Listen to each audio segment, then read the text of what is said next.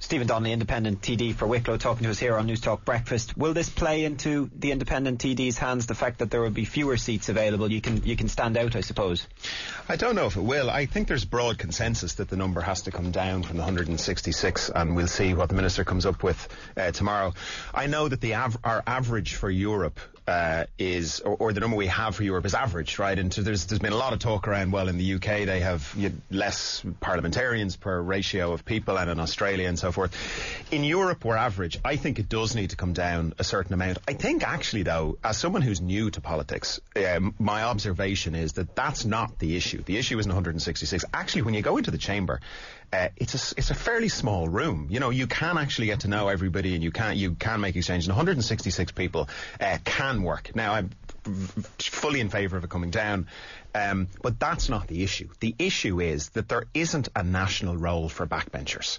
I absolutely take Alex's point that there is an important role on the committee, but after that, there's no role. Do what you're told. Do what you're told. The backbenchers have to come in, and because of the party whip system, when they're told to press the green button to vote for what the minister says, they press the green button, and when they're told to press the red button, they press the red button.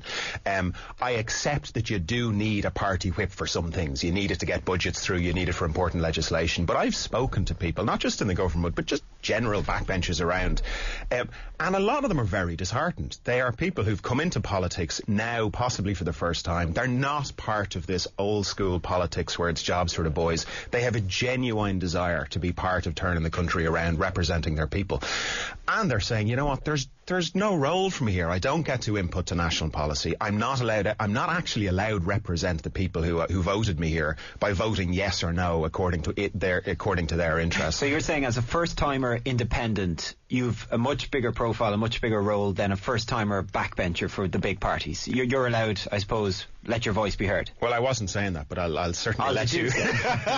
If that's what you're saying. Look, it is definitely better in that I can vote according to my conscience, I can vote according to the analysis and the evidence, I can vote according to what is in the best interest of the country and the people I represent. The flip side is, of course, you need an opinion on every single vote. You know, I was talking to a member of Parliament. I was in Cork at the British-Irish Parliamentarian Assembly a few weeks back, and he said, it must be exhausting. He said, I go in and I basically vote as I'm told to vote. And he said, I have an opinion on enterprise strategy or whatever it is. He said, you need an opinion on everything. And you do need an opinion on everything. And I have voted with the government on things that I agree with them on. I have voted against them on other things.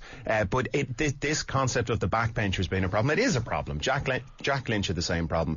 And you can see it in the chamber. You've got an awful lot of good, hard-working men and women in there who've been elected in there to represent their people. They've no role, and what you see is this increase in heckling and jeering. I was going to